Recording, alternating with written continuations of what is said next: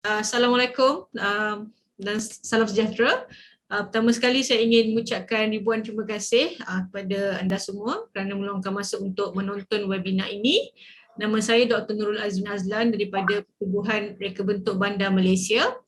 Dan saya ingin mengucapkan selamat datang ke webinar Urban Talk Reka Bandar yang ke-12. Ini adalah merupakan webinar pertama Reka Bandar untuk tahun ini. Jadi untuk kali ini kami telah menukar sedikit format webinar Reka Bandar memandangkan kita menuju ke fasa endemik. Jadi kami pre-record dulu webinar, jadi anda boleh menonton webinar ini pada bila-bila masa yang anda available lah. Okay. Jadi tajuk webinar kita pada hari ini adalah KL, kenapa engkau banjir? Kita akan mengupas isu-isu berkenaan dengan banjir yang berlaku di ibu kota pada hujung tahun lepas dan awal tahun ini. Dan untuk itu kita ada panel-panel yang kita jemput yang memang berkepakaran dalam bidang ini. Dan saya akan memperkenalkan moderator pada hari ini iaitu Dr. Suhana Samsudin yang merupakan Presiden Reka Bandar. Okay, jadi saya serahkan kepada moderator untuk meneruskan program. Silakan Dr. Suhana. Okay, terima kasih Dr. Azrin. Selamat datang kepada bentuk ke-12 dan kita bernasib baik ya kali ini untuk dapat membincangkan satu isu yang sangat panas ya hujung tahun dan mungkin akan panas jika terdapatnya perubahan iklim sedikit kalau hujan akan turun lebih daripada biasa. Kerana isu banjir dan banjir kilat ni memang dah sudah sinonim ya dengan ibu kota kita KL dan memandangkan kesan pada banjir yang tak dijangka terutamanya dari segi masalah sosial, ekonomi yang terlibat hasil daripada bencana alam ini. Isu banjir ni isu banjir dan bandang tidak boleh kita ambil ringan atau mudah dan ia bukan juga satu bencana yang disebabkan oleh hanya disebabkan oleh perubahan iklim atau kerana semua kita sedia maklum yang Malaysia ni berada di mempunyai iklim tropika dan panas iklim panas lembap dan hujan memang merupa taburan hujan kita memang lebih tinggi daripada negara-negara yang negara lain. Jadi sewajarnya apabila kita merancang atau membina bandar atau mereka bentuk bandar, faktor hujan, faktor banjir ni perlu diambil kira supaya kita bersedia dengan satu reka bentuk bandar yang akan yang tidak membolehkan banjir berlaku dengan semudahnya ya seperti yang terjadi. Okey, untuk membincangkan isu KL kenapa engkau banjir ni kita ada 3 panelis yang dijemput iaitu Dr. Nurul Shala Abdul Latif, Timbalan Dekan Fakulti Kejuruteraan dan Seni Bina Alam Bina di Universiti Sains Islam Malaysia yang berkepakaran dalam bidang reka bentuk bandar dan tesis beliau adalah mengenai contextual integration of the waterfront di Kuala Lumpur. Jadi beliau memang pakar mengenai sungai di Kuala Lumpur ni. Panel kedua kita adalah landscape architect Dr. Rohaya Cik Ahmad, seorang lanskap arkitek berdaftar dan juga pensyarah kanan di UTM. Kepakaran dia ialah di dalam lanskap bersejarah ya di dalam bandar. Dan panel ketiga ialah Dr. Syazmin Sharina Abdul Aziz, pensyarah kanan daripada Universiti Teknologi Malaysia. Saya tak sedia maklum pula dia punya kepakaran. Mungkin afterwards Dr. Syazmin boleh bagi sedikit pengenalan ya mengenai kepakaran. Okey, untuk memulakan perbincangan kita, format web Urban Talk yang kami anjurkan oleh Reka Bandar ni bukan berbentuk formal seperti seminar, lain sebab kita rasa isu-isu yang kita ketengahkan banyak menyentuh minat berbagai-bagai lapisan masyarakat, tak semestinya pada profesional di dalam bidang lebena. Terutamanya bila bercakap pasal banjir ni, semua orang akan terlibat dan berminat. Jadi kita mengambil pendekatan satu pembincangan berilmiah tetapi dalam bentuk santai supaya kita dapat mengupas masalah yang dihadapi oleh warga kota apabila banjir melanda dalam skala yang berbentuk bencana alam. So, saya mula dengan menunjukkan soalan pertama saya kepada Dr. Nur Syahala oleh kerana tesis beliau ni sangat berkait dengan sungai di Kuala Lumpur.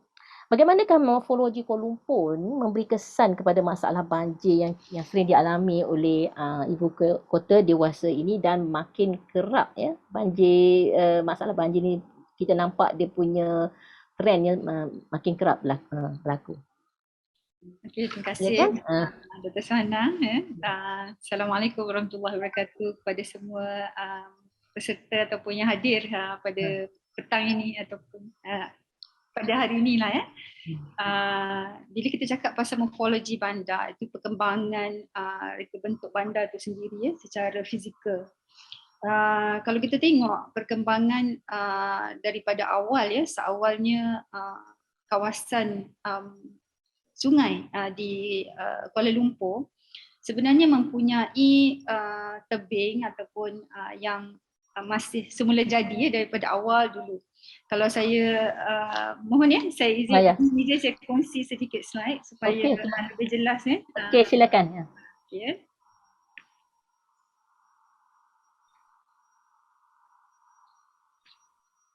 Okay, kalau kita tengok perkembangan waterfront ataupun pesisiran air di tepi sungai yang sepanjang di Kuala Lumpur ini sejak tahun 1857 awal dulu apabila penubuhan awal penubuhan Kuala Lumpur dulu sehingga dalam 1910 kita tengok keadaan sungai di Kuala Lumpur ni masih dalam keadaan natural ataupun masih semula jadi. Kita tengok di sini banyak bangunan yang dibina walaupun membelakangkan sungai pada ketika itu, sungai masih menjadi laluan utama kepada perkampungan yang ada ataupun perumahan yang ada di sepanjang sungai.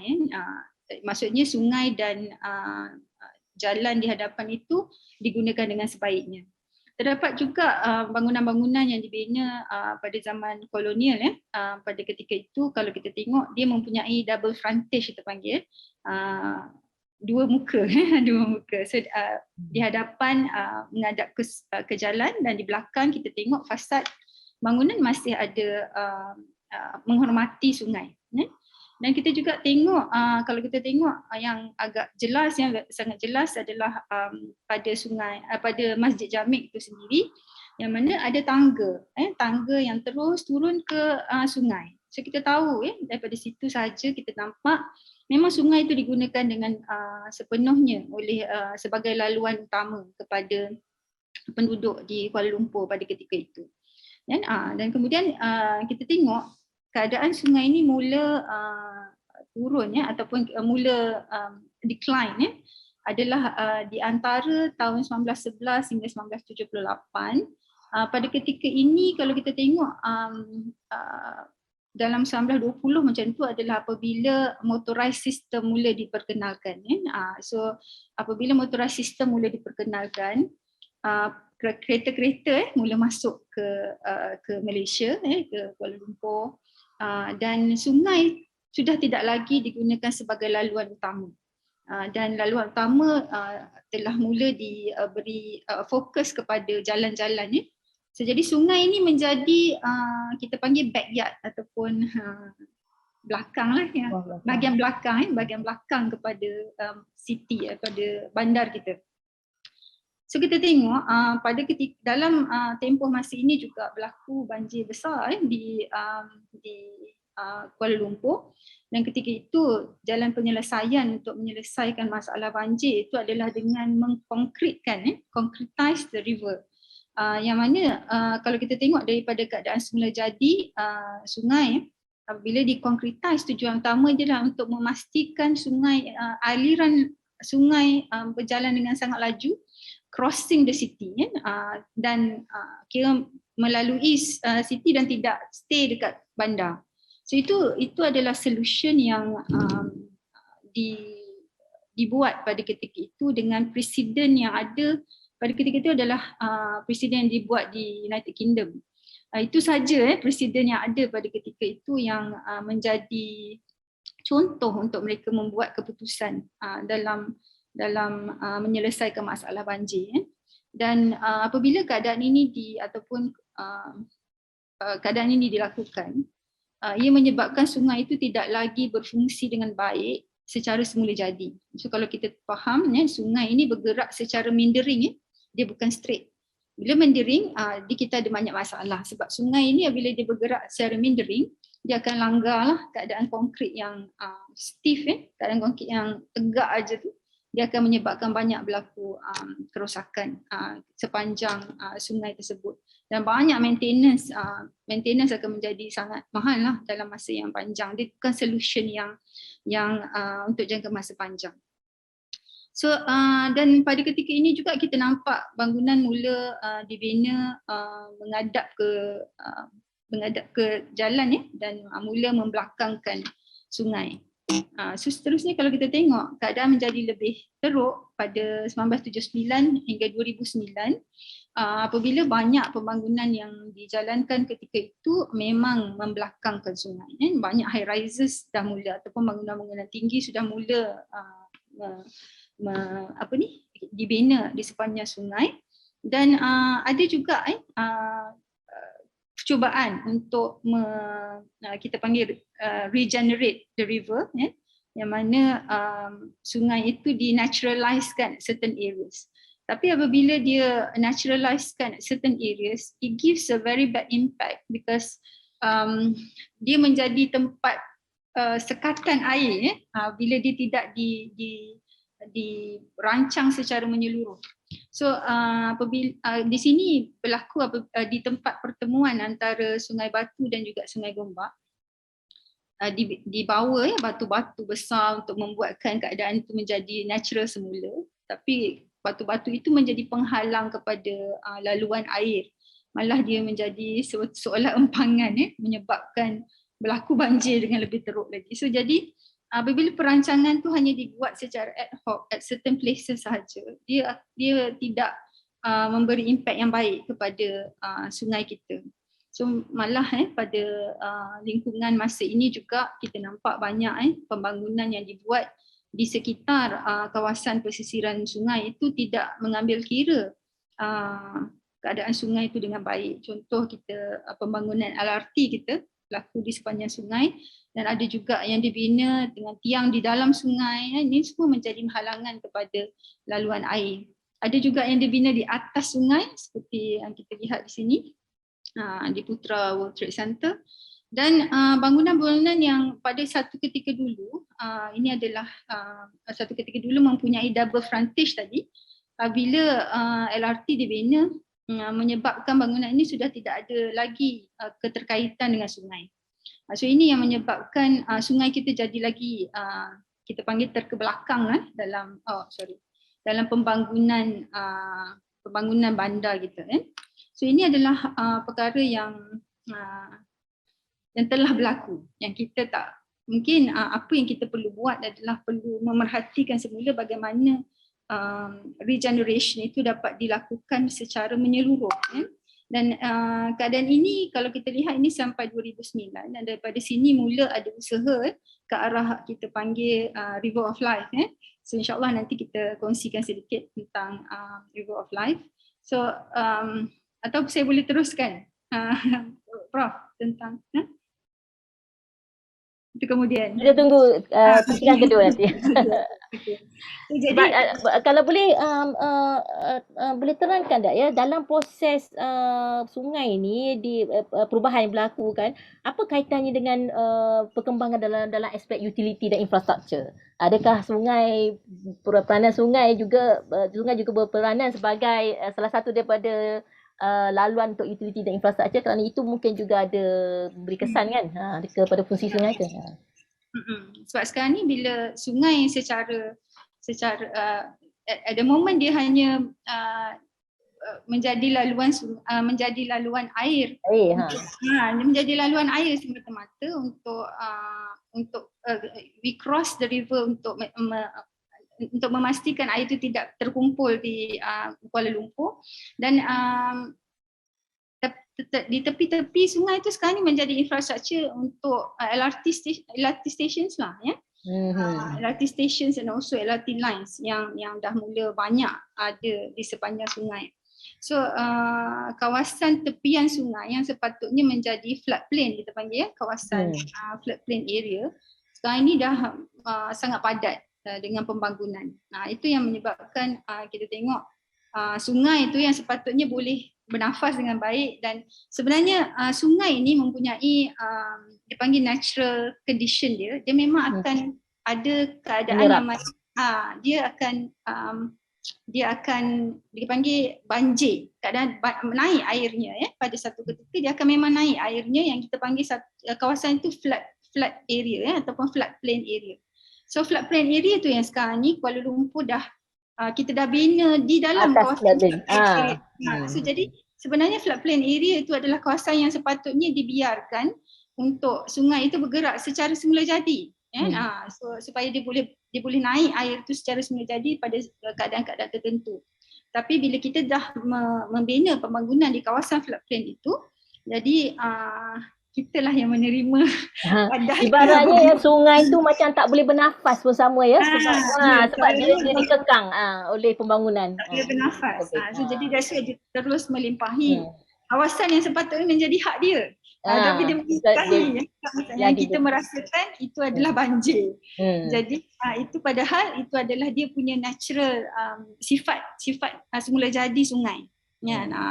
Itu yang berlaku di Kuala Lumpur, Prof. Kalau disebut dari segi perkembangan morfologi lah. Okey. Saya nak tambah sikit ya, masa kami membuat kajian saya dengan Dr. Syahla dan Dr. Rohaya ni ada terlibat dalam jalankan projek Plan Induk Jejak Warisan Kuala Lumpur. Jadi dalam proses kami nak merangkakan satu jejak Plan Induk Jejak Warisan tu, kami perlu mengkaji jenis lokai Kuala Lumpur, apa dia yang beri identiti pada Kuala Lumpur, dan kami dapati daripada peta topografi lama, peta topo kontur lama, bahawa Kuala Lumpur ni bermula di salah satu kawasan yang merupakan satu lembah dikelilingi oleh 7 buah bukit dan 2 sungai. So jadi secara naturally dia memang dia kawasan tadahan ya. Kalau kita tengok ya, kalau dia berlembah 7 bukit mengelilingi 2 sungai, iaitu Sungai Kelang Gombak, memang secara naturally dia memang satu kawasan tadahan air. Jadi memang tak heranlah ya dia akan banjir kalau dengan hujan yang lebat. Jadi disebabkan apa yang tadi Dr. Syahla cakap tadi ya, pembangunan pula dibuat di tebing, betul-betul di tebing, di tempat sepatutnya kawasan yang menjadi limpahan ya, limpahan air telah menjadi tepu disebabkan ada pembangunan, dan bangunan-bangunan ini tidak membolehkan air surface water runoff ya, atau air yang turun diserap terus ke dalam bumi. Jadi semuanya bertakung di dalam sungai yang telah dikatakan tadi, yang konkretize, jadi dia tak boleh serap air, konkret tak boleh serap air. Itu jadi salah satu dari punca masalah. Jadi macam kita kata tadi lah, banjir tu bukannya kita boleh salahkan faktor iklim saja, tapi kita juga bertanggungjawab ya menyebabkan masalah itu berlaku. Okey, kita pergi kepada panelis kedua. Dan sekarang kita dah rasa macam rancaklah sikit perbualan pasal ni. Dr. Rohaya sebagai seorang dalam kepakaran dalam bidang reka bentuk bandar dan juga seni banner, lanskap ya. Saya punya soalan ialah apakah ciri utama lanskap pusat bandar Kuala Lumpur ni yang memberi kesan kepada terjadinya banjir kilat? Tadi saya dah bagi hint sikit ya pasal bukit dengan sungai. Okey, silakan. Mute. Unmute. Terima kasih Prof. Suhana. Assalamualaikum warahmatullahi wabarakatuh. Untuk menjawab persoalan yang disoalkan oleh Prof, ciri utama landscape Kuala Lumpur adalah historically, sejarahnya seperti yang Dr. Shala juga mention tadi, dia adalah terbentuk daripada sungai dan kehijauan. Itu adalah ciri utama yang ada yang kita inherit daripada dulu. Maksudnya hijau dan sungai, river, dua sungai itu. Dan juga inisiatif daripada kerajaan Jabatan Landscape di mana kita nak menghijaukan seluruh bandar Kuala Lumpur dan beberapa bandar di Malaysia, but yet kita terlupa. Kita hanya melihat kehijauan tu dari sudut softscape-nya, tapi kita lupa mengenai hardscape-nya. Jadi berbalik kepada soalan Prof tadi, iaitu apakah yang ciri utama yang menyebabkan banjir kilat adalah kita tahu banjir kilat berlaku dalam sekelip mata. Maksudnya setelah beberapa jam banjir, sebab hujan kita punya permukaan tak boleh tampung air yang banyak dan jadi banjir. So masalah adalah kepada penggunaan material hardscape di bandar-bandar di Kuala Lumpur. Boleh dikatakan 100% bandar, especially dekat tebing sungai pun, kita menggunakan material yang keras, bahan-bahan yang keras dan tidak berliang, maksudnya tak porous air. So and then certain tempat juga, even macam sungai daripada naturally, dan kita gantikan dia pula dengan konkrit, dengan aspal, dan benda tu yang sebenarnya yang menyebabkan ketidakbolehan bandar kita, bandar Kuala Lumpur itu menampung air yang banyak dalam satu-satu masa, dan juga disebabkan juga satu lagi poor drainage system peparitan juga yang tak berapa baik. Ini yang menyebabkan lagi keadaan menjadi makin teruk untuk kawasan bandar Kuala Lumpur terutamanya. Itu saja daripada saya, Prof. Prof? Tak dengar, Prof? Okey, jadi apa yang tadi diperkatakan oleh Dr. Raya ialah penggunaan bahan ya. Itu satu ya, tapi kalau kita tengok juga selain daripada penggunaan bahan yang tidak membolehkan ya, bandar tu sendiri membantu untuk menyerap air ialah pembangunan yang padat. Ya, kalau kita tengok peratus kawasan lapang dengan kawasan yang binaan ya.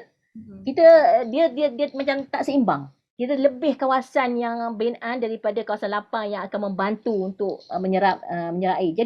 Jadi ini juga tadi berkait dengan apa yang Dr. Shala cakap tadi dari segi perancangan ya, cara kita merancang bandar atau cara kita membina bandar dia perlu kita ambil kira ya, dia punya kepadatan pembangunan tu kenalah seimbang dengan kawasan lapang yang boleh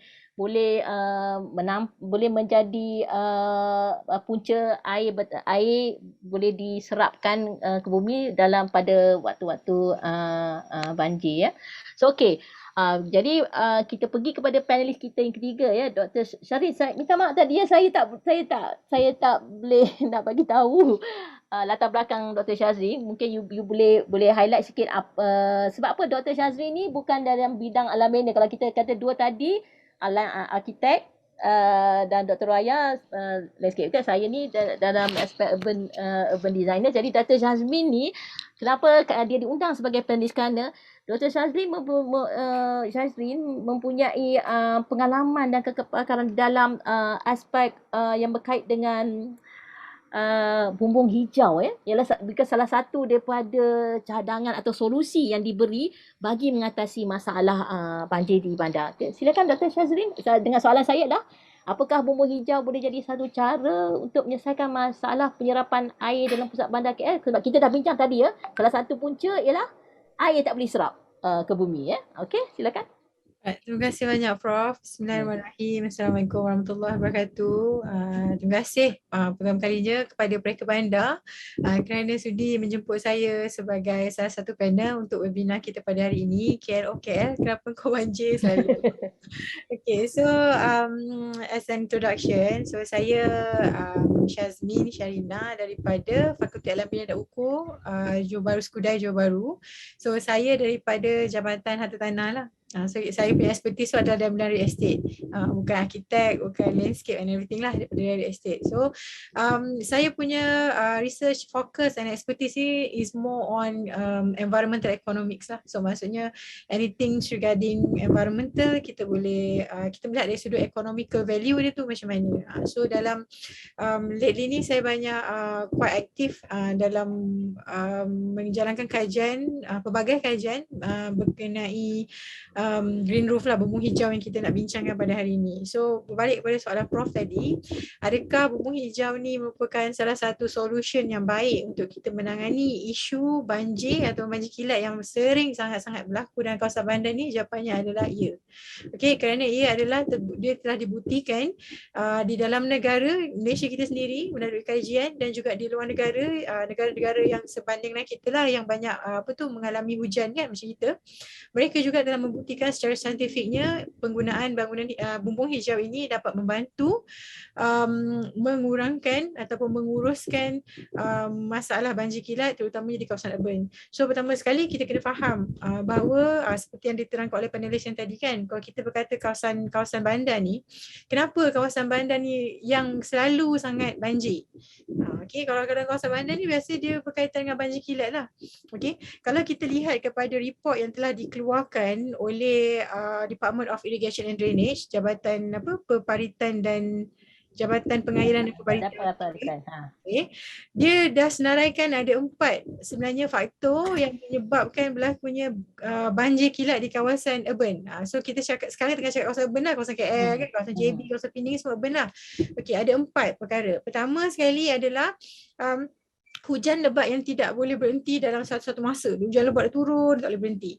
Okey, kedua adalah pertukaran guna tanah yang sangat drastik di dalam kawasan bandar. Dulu kawasan tu banyak kawasan hijau, kawasan pertanian, kan kawasan kampung rural dia biasanya banyak kawasan pertanian lah. Tapi bila dah jadi kawasan urban ni dia tukar habis. Jadi pada pertanian dia agriculture kepada building, kepada industri, kepada komersial. Okey. Ketiga adalah poor drainage system. Maksudnya sistem peparitan kita disebabkan pertukaran guna tanah ni yang sangat drastik. So kita punya drainage system ni dia tak mampu nak menampung aliran air yang masuk disebabkan oleh heavy rainfall tu, hujan yang sangat lebat. Dan yang terakhir adalah disebabkan oleh kadar serapan air yang sangat rendah. Macam kita bincang tadi lah, yang kita tengah bincang ni. Okey, jadi green roof ni dia datang sebagai satu innovation strategies yang macam mana kita nak improve kadar penyerapan air di kawasan bandar.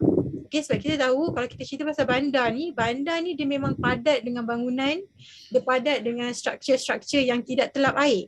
Maksudnya kalau hujan tu turun dengan lebat dalam satu masa, dia akan hujan tu akan turun dan dia hit dekat struktur-struktur bangunan, contohnya macam bumbung bangunan, jalan raya, semua ni dia tak boleh serap air. So bila tak boleh serap air, so air hujan yang lebat tu dia akan mengalir laju ke dalam sistem peparitan. So kalau air ni mengalir secara laju, so dia akan menyebabkan kita punya sistem peparitan tu overwhelm. Bila overwhelm, dia tak dapat nak secara cepat nak mengalirkan air tu ke dalam sungai ke dalam kawasan yang boleh air tu pergilah kan. So bila dia tak boleh buat macam tu, dia tak capable of doing that, dia akan menyebabkan limpahan air daripada parit tu.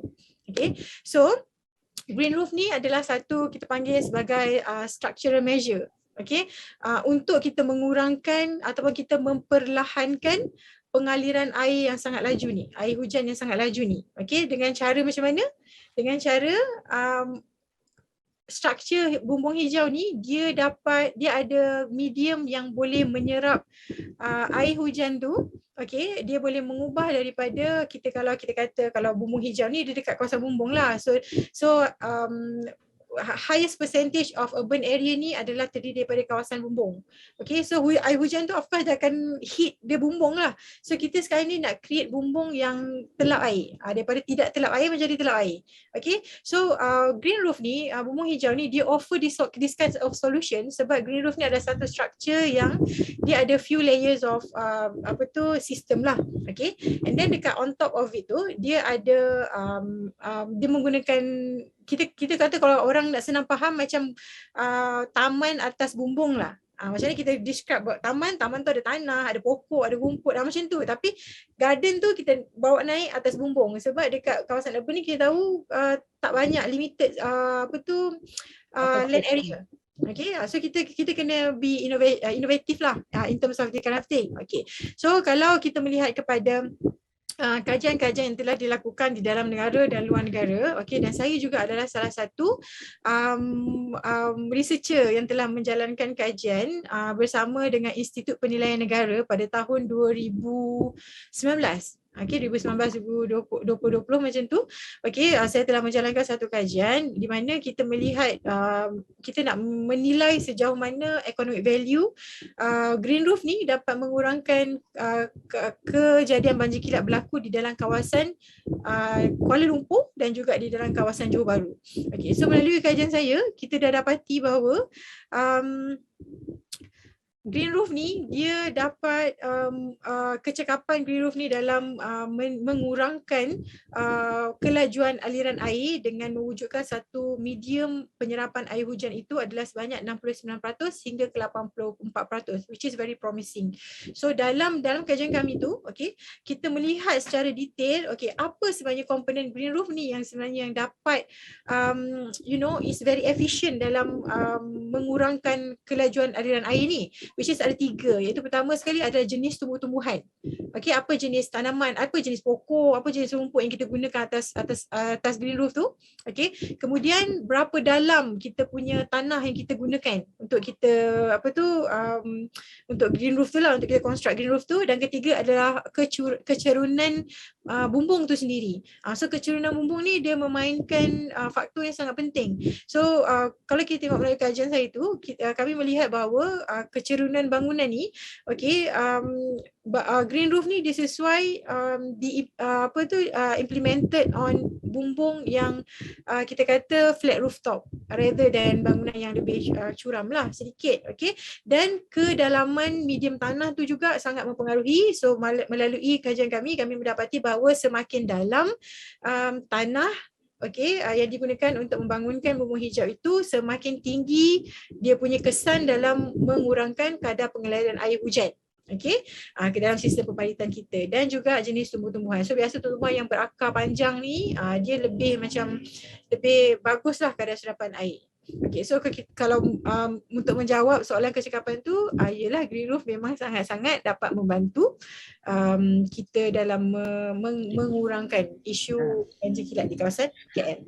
Saya nak tanya sikit ya, yang bumbung hijau ni adakah dia boleh dilaksanakan pada bangunan baru ataupun bangunan sedia ada? Atau dua-dua sekali boleh? Mana lebih berkesan? Kedua-duanya boleh, okey, tetapi biasanya kalau kita tengok trend pembangunan sekarang ni, terutamanya kalau kita tengok dekat kawasan MBJB kan, Iskandar Puteri lah, di kawasan saya ni dekat JB ni, trendnya sekarang adalah kalau developer tu dia bina bangunan high rise building, dia akan masukkan sekali bumbung hijau. Okey, tetapi kita untuk yang bangunan baru lah, buat bangunan baru. Bangunan baru, okey. Tapi untuk kes bangunan yang sedia ada ni, kita tak boleh tinggalkan macam tu juga kan. Sebab that is the main problem, okay, the existing building. So kalau kita nak implement green roof boleh, tapi kita kena melihat kepada structure bangunan sendiri. Adakah dia mampu untuk hold up the weight of the bumbung hijau tu? Sebab bumbung hijau ni ada 2. Okay, dia ada intensive green roof dan extensive green roof. So kalau bangunan tu, bangunan yang besar, dia mampu menampung berat yang lebih daripada apa yang sepatutnya dia tampung, dan kita boleh suggest untuk dia gunakan intensive green roof. Sebab intensive green roof ni dia lebih pemasangan skala lebih besar dan dia lebih berat lah daripada structure tu.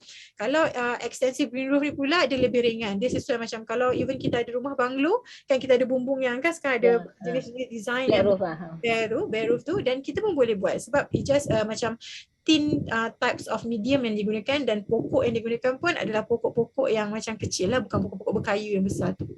So, Okey.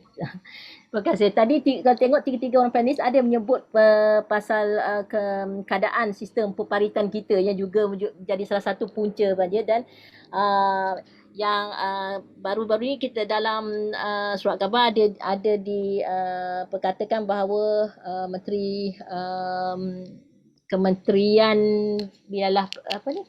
Wilayah Persekutuan telah melantik sekumpulan pakar pengkaji untuk mengkaji sistem peparitan yang ada di Dewan Raya, dan juga untuk mengetahui apa cadangan yang untuk mempertingkatkan lagi isu reka.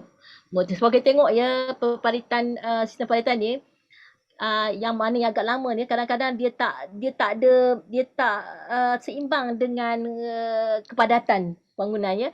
Parit tu masih kelebaran yang sama, kedalaman yang sama, tapi kawasan perumahan dah bertambah di kawasan tu. Jadi kalau tanpa adanya satu pengawasan monitoring dari segi kawasan-kawasan yang telah dia naik kepadatan penduduk dan sistem peparitan masih sama, jadi ini yang juga akan memberi masalah banjir dan juga tanah runtuh. Okey, kita pergi kepada pusingan kedua. Bila kita patah balik kepada Dr. Shala, soalan saya ialah dia berkait dengan apa yang Dr. Shala tunjuk tadi dari segi morfologi. Adakah sistem sungai yang ada yang dalam bandaraya kita ni mempunyai contextual integration, integrasi kontekstual yang kuat dengan pembangunan di dalam pusat bandaraya, dan adakah projek River of Life yang satu masa dulu hangat diperkatakan yang memakan belanja yang banyak, dan juga ada juga masalah-masalah berkait dengan pelaksanaan projek River Life. Adakah projek ini membantu di dalam memberi satu membantu di dalam mempertingkatkan lagi cara kita treat kita punya sungai di Kuala Lumpur ni. Shala mute. Okey, pertamanya adalah tentang integrasi kontekstual, integrasi konteks antara sungai dan juga bandar. So itu yang sekarang ni bila kita dah mula, sebenarnya seluruh dunia lah banyak negara telah mengenal pasti bahawa apabila mereka mempunyai sungai di dalam bandar, ia adalah sebenarnya satu aset kepada bandar. Dan banyak bandar telah mula mengambil inisiatif untuk mengintegrasikan semula bandar dan sungai, supaya ini adalah peluang untuk membina satu kawasan yang memberi quality of life, a better quality of life kepada penduduk bandar. Sebab sungai adalah the natural factor yang ada dalam bandar, dan ini boleh memberi satu kelegaan daripada kita panggil the concrete structures dengan ada the natural rivers akan memberi kelegaan, ruang kelegaan dalam bandar untuk penduduk bandar berekreasi, berehat. Ini adalah kawasan yang baik untuk kita integratekan betul-betul dengan sungai kita. Dan ini juga di Kuala Lumpur ataupun di bandar kita di Malaysia pun telah mula mengenal pasti bahawa sungai itu penting. Kita dapat melihat dapat banyak kempen untuk kaitkan semula kepentingan sungai dan sebagainya sepanjang I think starting in the 80s lah, sampai sekarang sebenarnya cuba untuk kembalikan balik keterikatan antara sungai dan juga bandar. Tapi apa yang berlaku adalah it's not a simple effort lah kalau setengah it's a long effort. Kalau kita tengok daripada bandar-bandar lain pun mengambil masa lebih 10 tahun untuk mengembalikan balik kita panggil integrasi sungai dan bandar. Itu juga yang berlaku di Kuala Lumpur dengan projek River of Life kita sebab apabila pembangunan kita telah selama ini membelakangkan sungai kalau kita tengok dari segi morfologi tadi kita nampak seawalnya ada integrasi bila sungai itu menjadi laluan utama, tapi apabila ia berubah menjadi apabila sungai itu sudah tidak lagi menjadi laluan utama, kita sudah mula membelakangkan sungai. So bila kita membelakangkan sungai, sekarang kita dalam usaha untuk mengembalikan balik integrasi tersebut untuk membina satu kawasan yang memberi, kita panggil itu yang projek River of Life nak memberi kehidupan semula kepada sungai, memberi kehidupan semula kepada sungai yang selama ini menjadi tempat buangan sampah dan menjadi kotor dan andaian yang sungai itu dah mati sebenarnya. hampir mati. Sungai itu hampir mati lah. Mati ya. So jadi projek River of Life ni sebenarnya is a huge mega project lah sepanjang-panjang sungai di Kuala Lumpur. Ada kawasan yang telah ditentukan untuk pembangunan River of Life ini. Ia memang menelan belanja yang begitu besar, cuma bila kita tengok impact dia kurang ya, bagi saya masih kurang walaupun perbelanjaannya begitu banyak yang diletakkan dalam projek ini, tapi integrasi kepada sungai itu tidak berlaku dengan baik lagi. Walaupun satu successful projek yang saya rasa boleh diketengahkan adalah the cycling lane ataupun along the river, continuous cycling lane along the river dapat dilihat mula digunakan oleh penduduk bandar, which is quite good. Yang tu bagus dari segi orang mula dekat dengan sungai. Cuma sekarang ni yang kurang adalah bagaimana kita mengintegrasikan aktiviti yang ada di sepanjang sungai itu daripada dalam kawasan bandar ke arah sungai. Sebab bila itu tidak berlaku, sungai itu menjadi sepanjang-panjang sungai itu dia menjadi kawasan yang masih sunyi dan sepi. So kawasan itu bila dia sunyi dan sepi, hanya apabila ada the cycling people, ada orang yang berbasikal dan sebagainya itu sahaja, dan tidak ada aktiviti yang lain daripada itu, ini menyebabkan kawasan itu bila tidak ada orang berbasikal dia jadi sepi. Sebab tidak ada aktiviti yang daripada dalam kawasan bandar dibawa ada kesinambungan ke arah tepi sungai itu sendiri, dan malah banyak pembangunan yang ada di sepanjang sungai masih membelakangkan sungai. Tidak ada perubahan dari segi double frontage yang ada usaha seperti mana yang dibuat di Melaka, double frontage ataupun bangunan-bangunan yang ada sudah mula dibuat double frontage supaya aktiviti lebih banyak berlaku yang menghadap sungai. So di Kuala Lumpur perkara itu saya nampak masih belum berlaku dengan baik. Belum.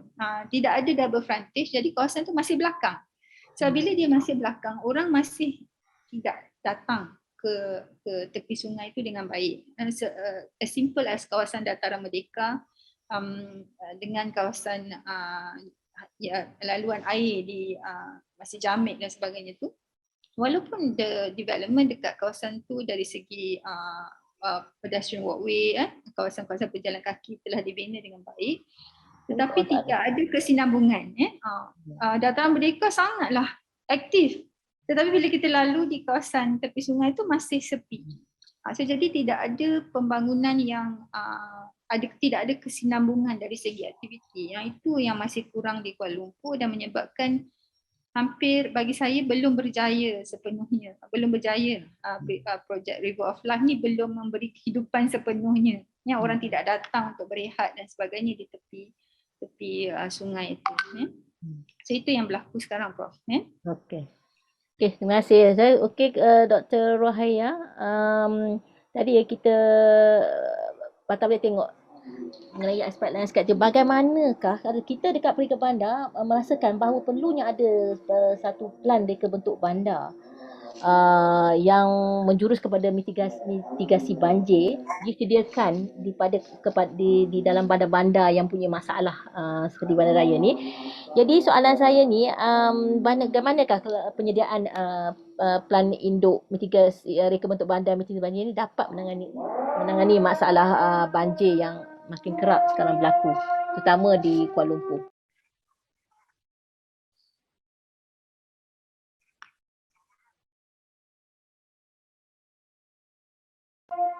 Dr. Raya?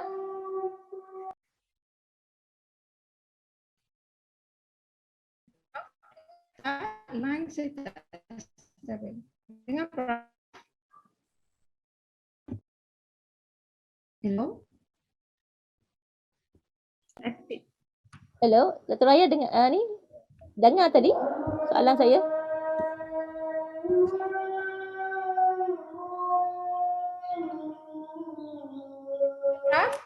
Ya.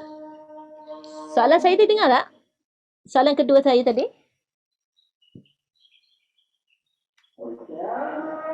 Bagaimana penyediaan plan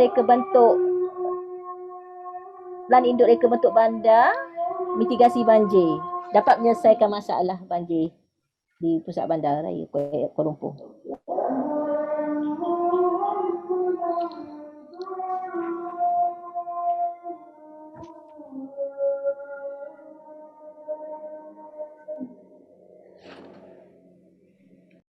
Internet problem kot, internet problem connection.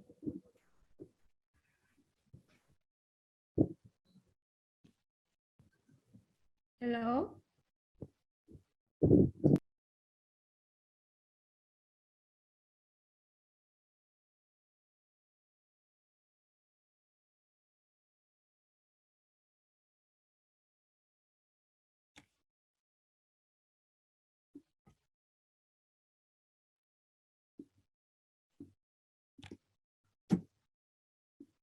Hello Prof, dengar tak? Okey, dengar. Sorry, saya punya line rasanya ada problem sikit. Berkenaan dengan plan induk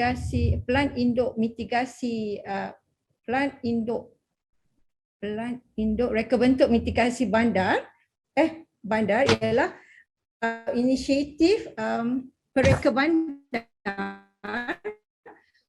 It's not inisiatif, adalah cadangan daripada pereka bandar kepada autoriti untuk plan induk reka bentuk bandar mitigasi banjir adalah salah satu daripada cadangan daripada kami di Perika Bandar untuk autoriti. Adalah kenapa kami dapat rasakan bahawa kita kena kembali kepada alam semula jadi. Maksudnya reka bentuk yang kita buat adalah berdasarkan ataupun berpandukan kepada alam semula jadi yang kita miliki. So pelan reka bentuk ini adalah pelan bandar telap air, di mana reka bentuk bandar yang akan direka untuk mengatasi hujan yang berlebihan dengan menggunakan berbagai teknik dan solusi bagi menghadapi banjir serta air pasang tinggi. So dengan hanya mengurangkan bilangan permukaan keras dan juga meningkatkan jumlah tanah serap air, terutamanya ruang hijau, akan memberikan perbezaan yang sangat ketara di dalam mengurangkan keterokan damage yang dilakukan, damage ataupun kekerapan yang banjir yang berlaku di dalam bandar. So reka bentuk bandar telap air ini akan mengambil kira juga seperti cadangan daripada Dr. Shazmin, iaitu green roof, penyimpanan dan penuaian air, dan kita juga menggunakan material-material yang lebih poros dan juga penggunaan elemen landscape secara insentif dan berbagai solusi yang berbentuk green infrastructure dan juga blue infrastructure diperkenalkan. So basically dia lebih kepada mitigasi jangka panjang, ia adalah bukan dalam jangka masa yang pendek, kerana dah di-prove research even implementation daripada luar dah menunjukkan bahawa dengan menyediakan zone riparian ataupun zon hijau di kawasan bandar akan bagi a big impact yang besar kepada pengaliran air di dalam bandar. Itu saja dari saya, Prof. Terima kasih. Kalau kita tengok ya, kalau kita bandingkan Kuala Lumpur dengan Putrajaya ya, kita lihat Putrajaya lebih bersedia ya untuk dari segi perancangan dari kebentuk bandarnya, dari segi untuk mengenangi masalah banjir. Kalau dekat di Putrajaya ni dia dikelilingi oleh berbagai taman, banyaknya taman, ruang-ruang awam dan juga kawasan yang takungan air seperti wetlands dan sebagainya yang membolehkan Putrajaya insya-Allah selamatlah dari banjir yang masalah banjir yang dihadapi oleh Kuala Lumpur. Sebab kalau kita tengok Kuala Lumpur ni memang tepu dari segi dia punya terlalu banyak pembinaan dan terlalu sedikit ruang terbuka dan kawasan hijau untuk menampung aliran air yang turun daripada bangunan-bangunan semua. Jadi kita patah balik kepada Dr. Syazmin ya, bila isu bumbung hijau ni macam kita katalah adalah sebab kita tidak boleh duduk berdiam diri dan menunggu akan terjadi lagi satu banjir sebelum kita bertindak. Saya rasa walaupun sekarang ni dah mula dah kurang hujan, tetapi bila hujan lebat sikit, kalau pagi mereka yang tinggal di pusat bandar ni, bila hujan lebat sikit kan kita mesti rasa bimbang. Kita rasa jadi dah banyak kalau kita tengok tahun lepas tu memang agak teruk dia punya kesan. Jadi orang hidup kata tak ada peace of mind ya bila adanya terjadinya hujan lebat. So kalau bumbung hijau ni merupakan salah satu cara ya yang boleh menangani masalah banjir ni, dan kalau di dalam kawasan yang telah tepu dan padat dengan bangunan, jadi tak ada ruang kosong langsung, ruang atau menggunakan lanskap ruang hijau sebagai kawasan untuk menyerap air. Apakah implikasi kos ya jika kita melaksanakan bumbung hijau ni dan juga menjadikan satu syarat ya kepada semua pembinaan yang berkepadatan tinggi diwajibkan mempunyai bumbung hijau ni supaya meringankan lagi mengurangkan lagi lah surface water runoff. Sebab selalunya bila kita nak beri cadangan selalu masalah kos dan bajet akan diutarakan. Okey, silakan. Alright, terima kasih Prof. Okay, so kalau kita macam Prof cakap tadi, kalau kita nak suggest anything new ni kan, orang akan cakap, orang akan tengok kos dululah kan. Okay, so saya nak terangkan kos ni dari dua aspek. Okay, satu kita tengok apa kos yang, kalau kita tengok kalau berlaku banjir kilat ni, biasanya pihak yang akan sangat terkesan selain daripada owner rumah adalah local authority, pihak berkuasa tempatan dan kawasan tu lah di BKL for example kan, kalau kat KL. Okay, mula kita akan tengok kos, apa kos yang terpaksa dikeluarkan oleh DBKL disebabkan oleh berlakunya banjir kilat ni. Okay, sebab saya nak kaitkan nanti macam mana kita nak tengok adakah pemasangan bumbung hijau ni dia mendatangkan kosnya lebih tinggi ataupun faedahnya lebih tinggi. Okay. Kedua, saya akan menerangkan mengenai berapa sebenarnya kos kalau kita nak pasang bangunan hijau untuk bangunan tinggi ni lah yang macam kat kawasan bandar. Okay, so kita akan tengok dua benda tu. Okay, pertama sekali, okay, menurut kajian yang kami telah lakukan pada tahun 2019, data-data yang kita dah collect daripada DBKL. Okay, so kena disclaimer awal-awal. So data yang kita collect tu adalah quite, kalau kita nak collect data it's very hard. Okay, dia tak data tu, dia tak duduk dekat bawah satu jabatan, dia duduk dekat scattered dekat banyak jabatan. Kita kena pergi admin, kita pergi jutera, kita kena pergi evaluation. So semualah kita go through this kind of thing, dan baru kita boleh kumpulkan the estimated budget cost yang diorang dah tanggung disebabkan oleh banjir kilat punya event yang berlaku di dalam kawasan diorang tu. Okay, so bila kita buat kajian ni, bila data kita collect, kita dapati ada 4 jenis harta benda dan juga perkhidmatan yang affected, terjejas disebabkan oleh banjir kilat yang berlaku ni lah untuk kawasan di BKL. Okay, yang pertama adalah kita panggil sebagai fixed asset lah, aset tetap. Okay, kerugian pada aset tetap, infrastruktur, okay, landscape dan juga kerja-kerja pembersihan. So ni semua kos yang diorang terpaksa keluarkan disebabkan oleh event banjir kilat ni dekat kawasan mereka lah. Okay, so kalau kita tengok antara empat kos ni, okay, infrastruktur dia represent paling besar sekali kos yang terpaksa mereka keluarkan. Okay, sebanyak 78% macam tu. Kemudian diikuti dengan fixed asset, harta kekal tu, harta taklih tu 21%, and then cleaning. Okay, cleaning ni juga memberi kos yang sangat besar. Okay, dan kemudian last sekali landscape. Okay, untuk fixed asset ni, untuk di BKL ni, dia menelan kos sebanyak 11 juta. Okay, kurang lebih. Okay, infrastruktur 38 juta. Okay, landscape dalam 2 juta, and cleaning services dalam dekat 1 juta jugalah, menghampiri 1 juta. Okay, so ini adalah kos-kos yang terpaksa mereka keluarkan selepas berlakunya banjir kilat. Okay, so okay, kemudian kita lihat pula macam mana kos-kos ini, okay, kenapa kita nak perlu tahu berapa kos yang local authority kena keluarkan, okay, disebabkan oleh banjir kilat ni, sebab kita nak membuktikan bahawa sekiranya local authority dia pasang green roof tu, ada certain amount yang dia dapat save disebabkan oleh, seperti saya mention dekat round pertama sekali tadi, kecekapan certain attributes green roof ni yang dapat memperlahankan aliran air hujan, dan dia dapat mewujudkan satu platform penyerapan air di dalam kawasan bandar.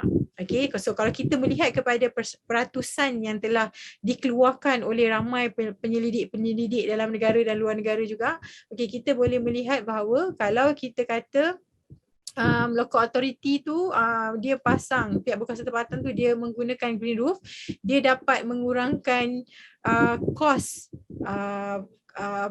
banjir kilat yang terpaksa ditambung yang saya cakap tadi, yang dalam lebih kurang, saya lupa nak beritahu, total cost di BKL ni untuk keempat-empat affected property tu adalah sebanyak 52 juta.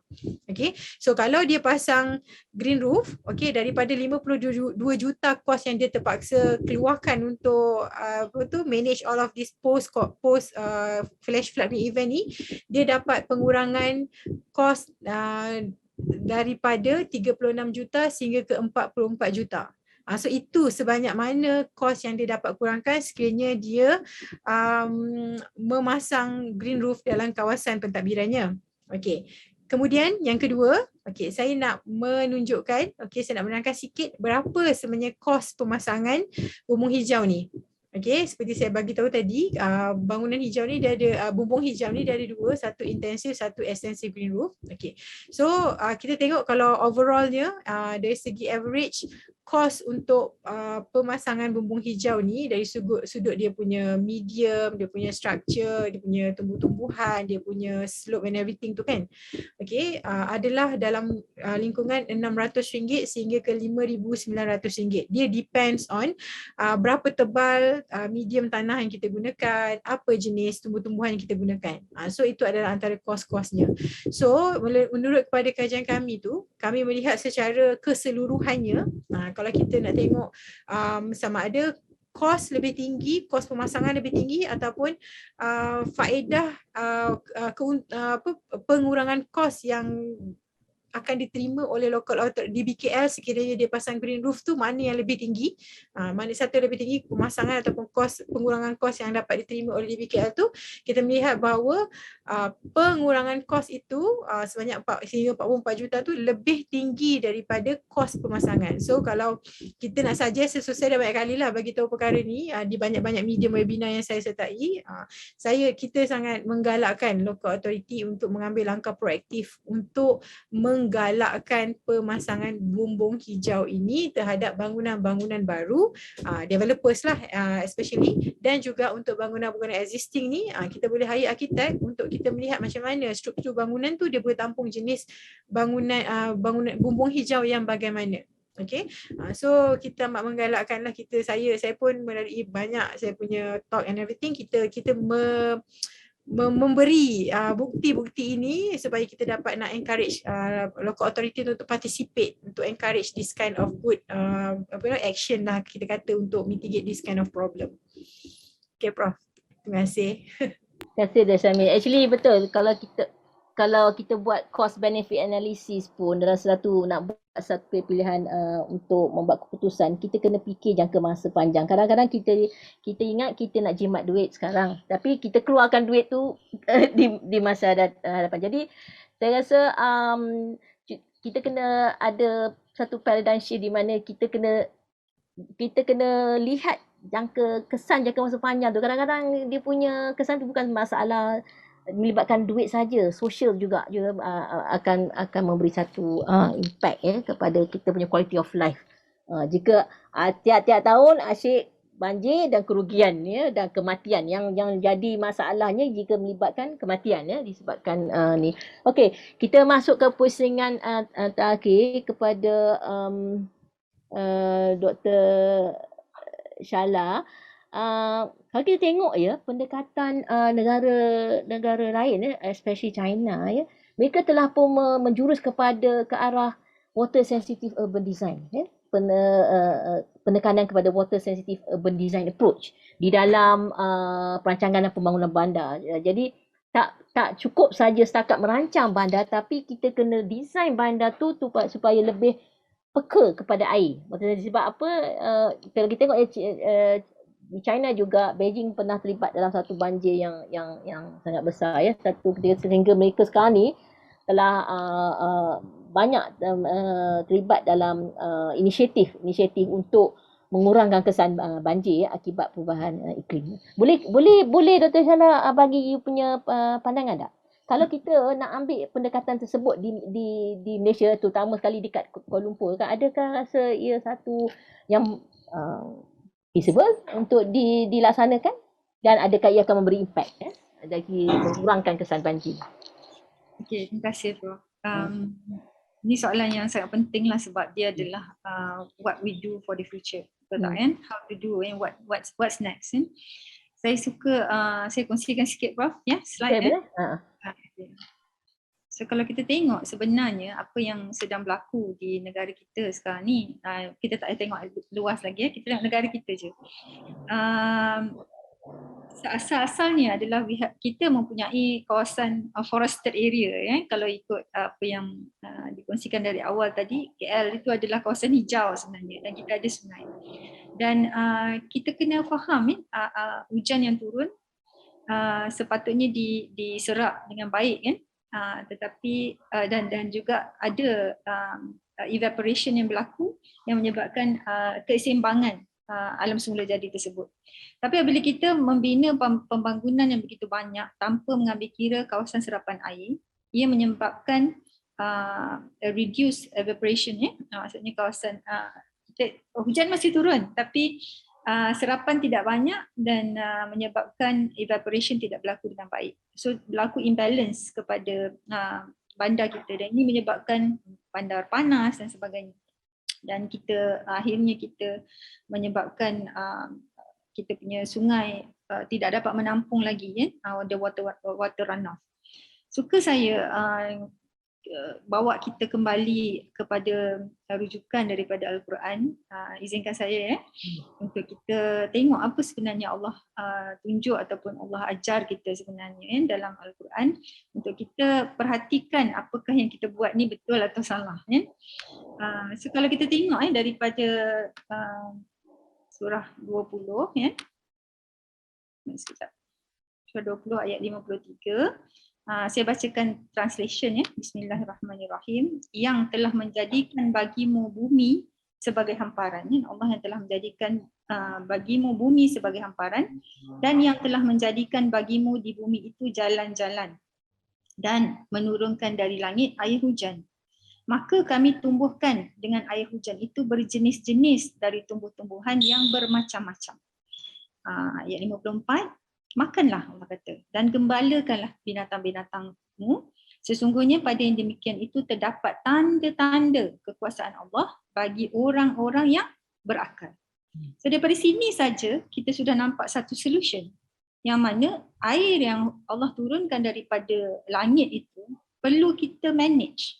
Sebab air yang turun tu tujuannya adalah untuk menumbuhkan tumbuh-tumbuhan. Tetapi kawasan untuk tumbuh-tumbuhan ini tumbuh sudah kita kurangkan. Jadi apa yang dikongsikan oleh Syazmin tadi adalah untuk meningkatkan kawasan untuk pokok-pokok ini tumbuh. Dan kita perlu melihat semula bagaimana nak mengadakan kawasan-kawasan yang membolehkan tumbuh-tumbuhan ini tumbuh. Di antara pembangunan begitu padat, kita perlu mengenal pasti kawasan-kawasan yang kita boleh meningkatkan kadar serapan air ini semula. So ini satu master plan perlu dilaksanakan untuk mengkaji di mana kawasan yang perlu kita bina supaya kita bangunkan untuk tumbuh-tumbuhan ini tumbuh. Sebab Allah kata aturannya begitu. Air yang turun mesti adalah tujuannya untuk menumbuhkan pohon-pohon supaya pohon-pohon ini boleh juga membantu menyerap air tersebut. Kan? So jadi air yang sepatutnya diserap oleh tanah dan juga oleh pokok sekarang ini sudah mengalir terus ke sungai dan dia telah memberi satu bebanan yang sangat tinggi kepada sungai kita. Dan malah Allah kata makanlah. Jadi ambillah benefit daripada apa yang kita perolehi, tumbuh-tumbuhan yang ada ni. So ada setengah-setengah bandar dah mula tanam pokok-pokok buah-buahan di dalam bandar. So bayangkan kalau pokok-pokok buah-buahan tu ada di kawasan bandar, penduduk bandar akan lebih gembira.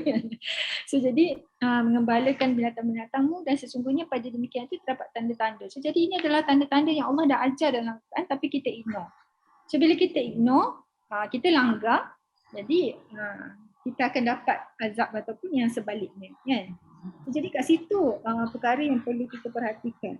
Kalau kita tengok daripada kita belajar daripada sejarah, bangunan-bangunan lama kita, kalau tadi Syazmin memberi penerangan yang tentang green roof, saya suka bawa kepada kita punya warisan yang mana dulu kita ada water harvesting, ya.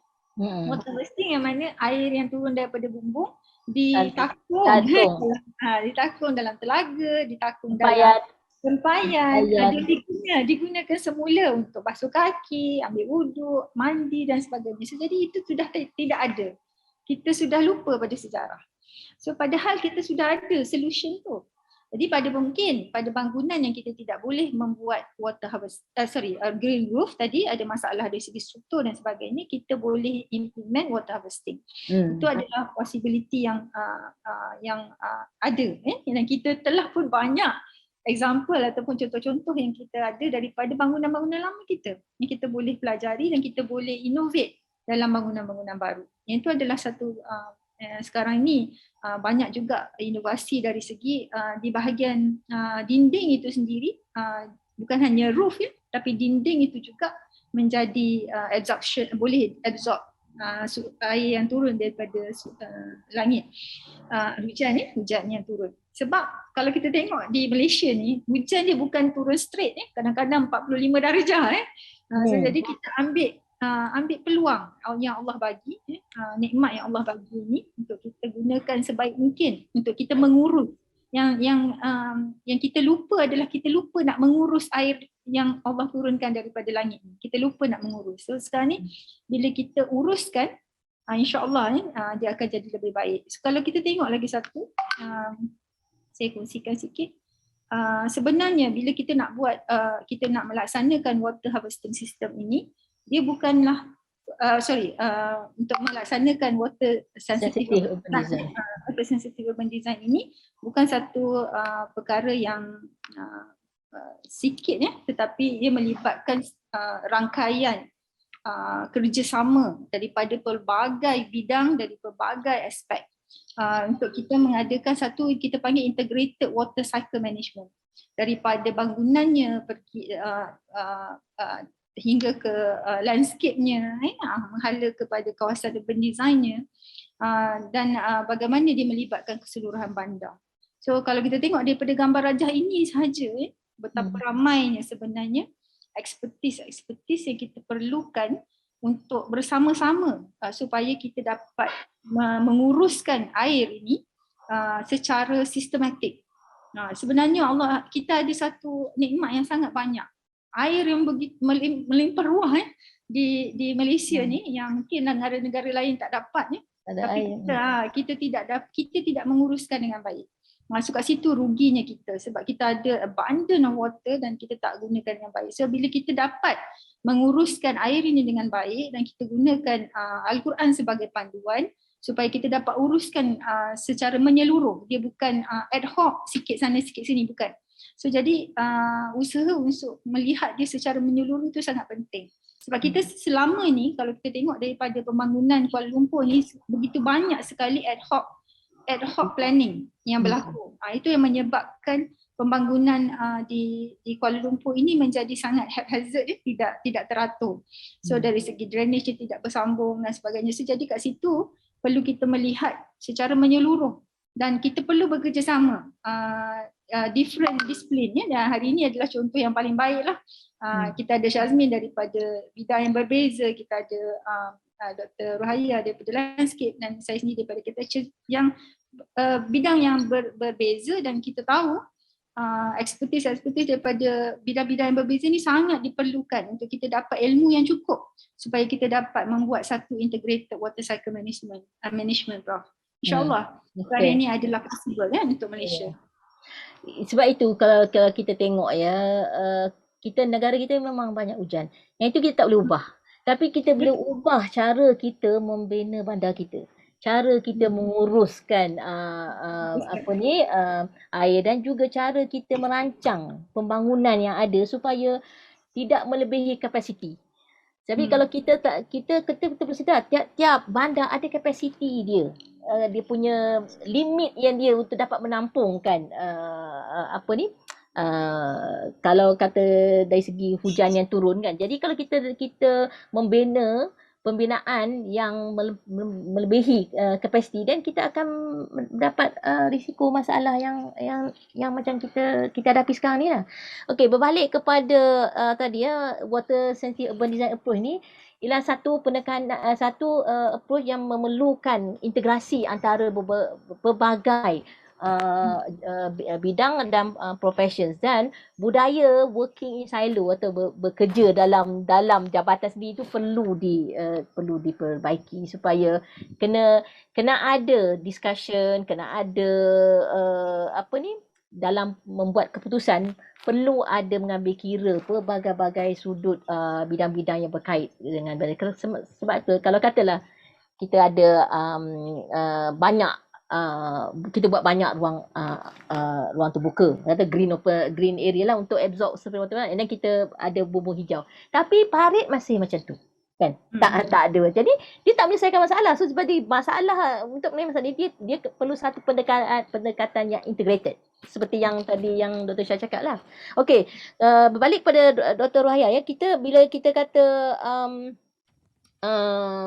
water sensitive urban design approach ni memerlukan satu pelan induk reka bentuk bandar mitigasi banjir disediakan. Kerana ini yang dengan menyediakan pelan induk inilah yang kita dapat membuat keputusan secara integrated ya, yang semua bidang yang berkaitan.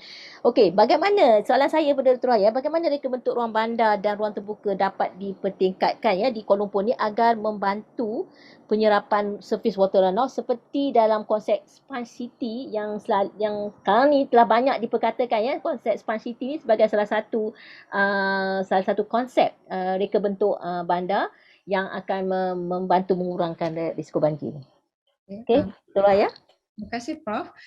Sebenarnya Sponge City ataupun bandar sponge ni adalah direka ataupun dicipta ataupun diinitiatekan oleh Prof Yu. Prof Yu ni dia daripada China.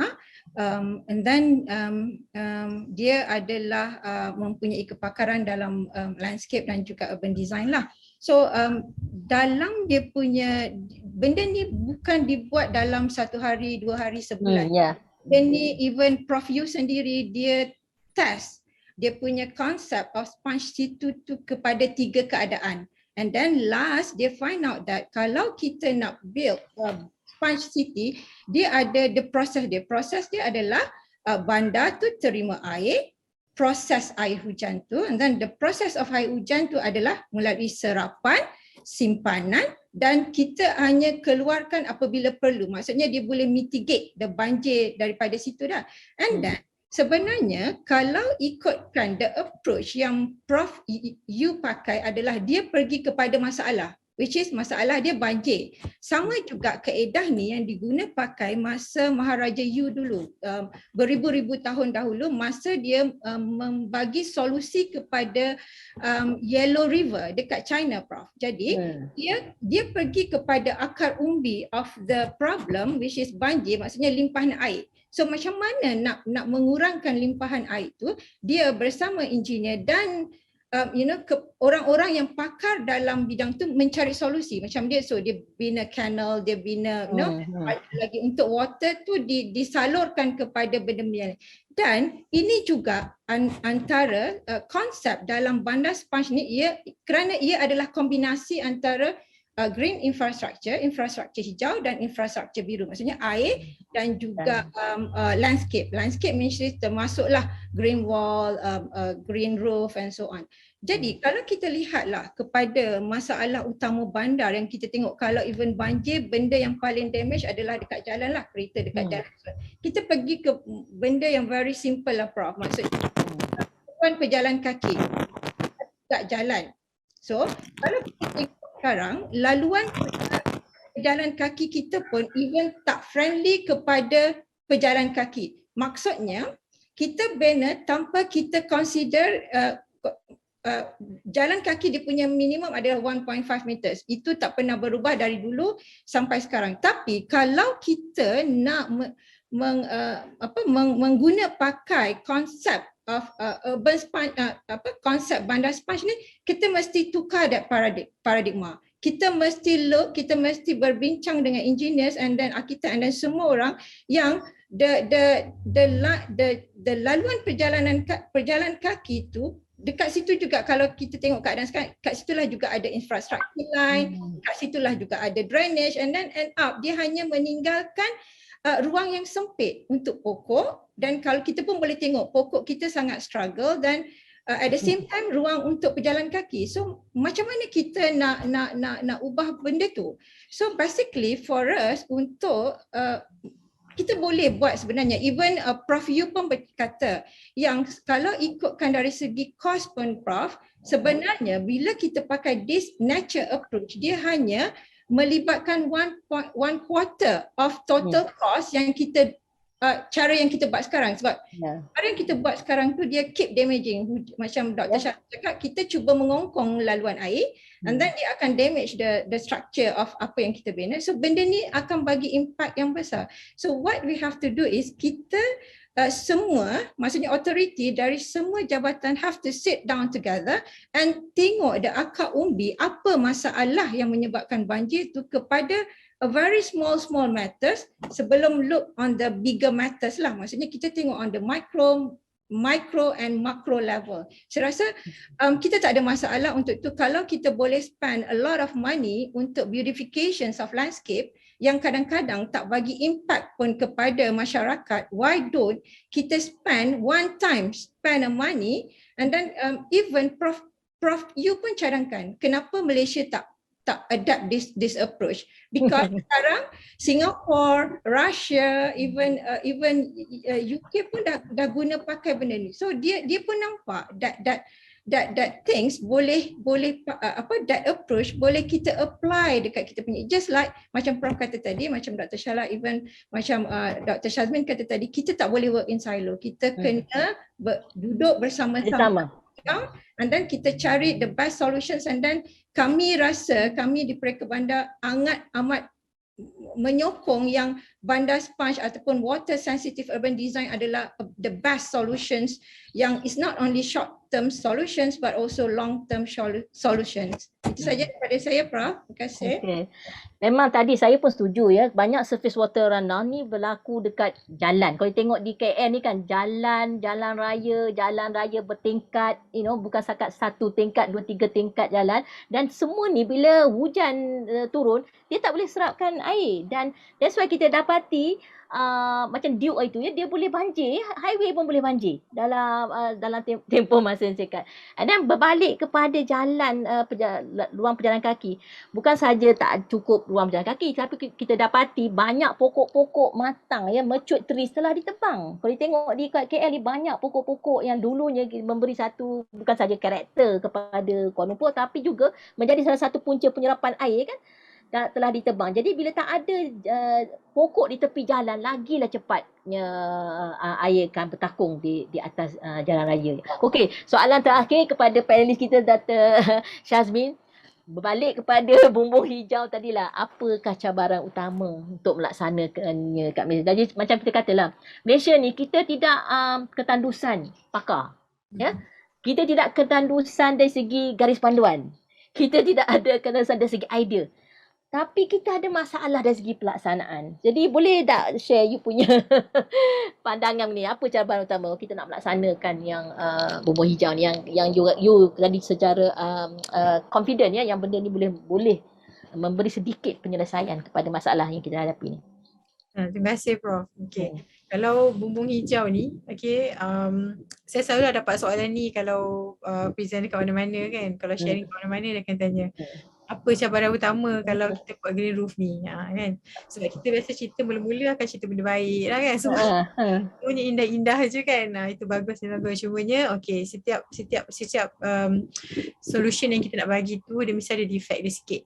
Okay, nevertheless it will not macam suppress dia punya benefit lah. Okay, macam hiccup lah kita katakan, and still boleh kita improve. Okay, first thing kalau kita kata pasal green roof ni, even dekat Singapore pun they are facing the same problem yang paling utama sekali adalah kebocoran. Kebocoran. Okey. Pertama sekali ada kebocoran. Ni sebab kita kalau tak ada bumbung hijau pun, kalau bangunan bertingkat ni masalah utamanya bocor juga kan. Lagi kalau ada bumbung hijau ni, bocor jugalah adalah satu masalah. Okey. So kita tahu kalau bumbung hijau ni dia ada dia punya structural layer dia lah kan. Dia bawah sekali atas concrete roof tu dia akan letak satu waterproofing punya layer, so that air tidak akan menyerap ke dalam struktur bumbung tu lah. Tetapi through times, okay, akan berlaku juga leaking. Okay, disebabkan kita punya weather kat Malaysia ni adalah kejap panas, kejap hujan, panas sangat, hujan sangat, lebat sangat, hujan sangat panas. Macam tu dia tak ada tengah-tengah. Okay, lepas tu that's why it's happen lah. So yang cabaran paling utama dalam pemasangan ni, even it's happen in Singapore, banyak juga feedback daripada Singapore, salah satu hiccup dalam pemasangan green roof adalah dia punya masalah nak membetulkan dia punya leaking dia. Okay, right. Sebab leaking bila berlaku memang dia akan mendatangkan masalah kepada penghuni bangunan lah, terutamanya sekali bangunan tinggi lah, dia akan effect dia floor yang bawah tu kan. Okay. Yang kedua adalah cabaran utamanya adalah dari segi maintenance dia. Okay, saya pernah jalankan satu kajian pada tahun 2018. Kita ambil satu case study untuk bumbung hijau ni. Kita tengok macam mana dari segi dia punya costing dia, dari segi dia pertama sekali kita kena tengok, kita kena faham green roof ni, bumbung hijau ni dia mendatangkan pelbagai manfaat tau. Dia bukan untuk kita kata bumbung hijau ni untuk mitigate flash flood je, bukan. Dia juga dapat memberi kita panggil sebagai pengurangan suhu bangunan. Okey, dan bila berlakunya pengurangan suhu bangunan tu, dia dapat mengurangkan jumlah elektrisiti yang kita gunakan. So ada satu kajian saya ni, saya membandingkan bagaimana mana yang lebih tinggi dari segi cost and benefit analisisnya, pengurangan elektrisiti disebabkan oleh pemasangan green roof ni ataupun dia maintenance cost. So melalui kajian tu kita melihat bahawa maintenance cost dia adalah kita dapati lebih tinggi daripada energy saving yang dia boleh bagi terhadap bangunan tersebut. Okay, tapi kita kena put in our mind that benefit pemasangan bumbung hijau ni bukan terletak hanya kepada energy saving je, tapi dia juga memberi kepada manfaat kepada pengurangan banjir yang kita cakap tu. Tapi dia punya dia punya angle dia berbeza lah. Kalau untuk energy saving tu dia direct benefit tu pergi kepada building owner, tapi kalau mitigasi banjir ni dia pergi kepada community. So dia berbeza lah, tapi kalau kita combine eventually dia akan menjadi, dia punya benefit tu lebih tinggi daripada dia punya cost. Tapi maintenance cost untuk green roof ni adalah satu isu yang menjadi cabaran dalam pelaksanaan green roof tu sendiri di Malaysia ataupun di luar negara. Okay, yang kedua, yang seterusnya adalah cara utamanya macam biasalah untuk kita mendapatkan sokongan ataupun participation daripada pihak-pihak yang sepatutnya participate dalam menggalakkan ataupun menggerakkan this kind of activities. Okay, kalau terutamanya dekat Malaysia lah, sebab kat Malaysia ni kita tengok honestly kalau dari segi bumbung hijau, pemasangan bumbung hijau ni saya masih belum jumpa lagi any kind of incentive daripada government yang betul-betul membuka mata developer ke ataupun membuka mata owner ke untuk dia turut serta atau untuk dia rasa macam ter-encourage untuk dia join. So saya nampak kat situ lah loophole dia, mungkin government can provide some kind of incentive, okay, untuk menggalakkan owner and developers ataupun siapalah pihak-pihak yang terlibat dalam industri harta tanah ni untuk mereka dapat insentif lah untuk mereka suka nak join this kind of effort dalam membangunkan banyak bumbung hijau dekat dalam Malaysia ni. Right, Prof, basically itulah antara cabaran-cabaran utamanya untuk bumbung hijau. Okay. Okey, terima kasih Dr. Syazmin. Okey, kita sekarang telah berada di penghujung Urban Talk 12. Sangat pada saya lah sangat menarik ya perbincangan hari ini. Kita dapat mengupas isu banjir ni bukan sahaja dari perspektif iklim saja, tapi sebenarnya dari segi perancangan dan reka bentuk bandar serta reka bentuk bangunan ya, kalau kita tengok dari segi aspek bumbung hijau. So kami di Pelika Bandar sangat mengharap agar water sensitive urban approach ni dilaksanakan di Malaysia, kerana kalau kita tengok sekarang ni pun dah buktinya dah cukup kuat aja. Kita dah merasa kesannya yang kita macam kata tadi yang Prof kata Dr. Rohai tadi ya, Prof Yu kata ya, kenapa Malaysia masih tidak lagi melaksanakan water sensitive urban design approach, kerana kita sekarang ni mungkin dah berada di peringkat yang kita perlu membuat keputusan dengan cepat ya. Jangan tunggu lagi sekali banjir, lagi sekali kematian, dari segi kerugian besar ekonomi baru kita nak bertindak ni. Sebab saya pun ingat kami berharap Kementerian Perumahan dan Tempatan serta Plan Malaysia mengambil inisiatif untuk melaksanakan pendekatan ini agar kita dapat melindungi warga kota daripada bencana alam akibat daripada banjir kilat, dan akibat dari segi cara kita membina bandar kita, terutamanya KL yang kita sendiri mengundangkan masalah itu berlaku ya. Okey, dengan itu saya ingin mengucapkan terima kasih kepada panelis kita, Dr. Nurul Shala, Dr. Syazmin. Sorry ya tadi ya saya salah sebut Syazrin, ingat Azrin ya. Syazmin Syarina Aziz dan Dr. Rohaya Cik Ahmad kerana sudi untuk menjadi panelis membincangkan topik yang sangat menarik. Kalau kita tengok kita sengaja ya menggunakan topik KL. Oh KL, kenapa engkau banjir? Sebab ia sudah jadi satu kita kata KL tu dah jadi sinonim dengan banjir kilat, dan kalau boleh kita tak nak dah lagi tragedi ni berlaku. Tapi macam kita kata, kita memang boleh merancang tapi Allah menentukan. Tapi Allah tidak akan mengubah nasib satu kaum selagi kaum tu tidak cuba untuk mengubah nasibnya sendiri. Kalau kita masih berfikiran di takut lama, kita masih bekerja dalam silo, kita masih memberi penekanan dari segi membina bangunan tapi tidak mengambil kira kesan kepada alam sekitar, dan kita juga akan menanggung kerugian ya. Semua orang akan menjadi mangsanya. Okey, dengan itu saya sudahi dengan wabillahi taufiq wal hidayah. Assalamualaikum warahmatullahi wabarakatuh. Terima kasih semua. Assalamualaikum.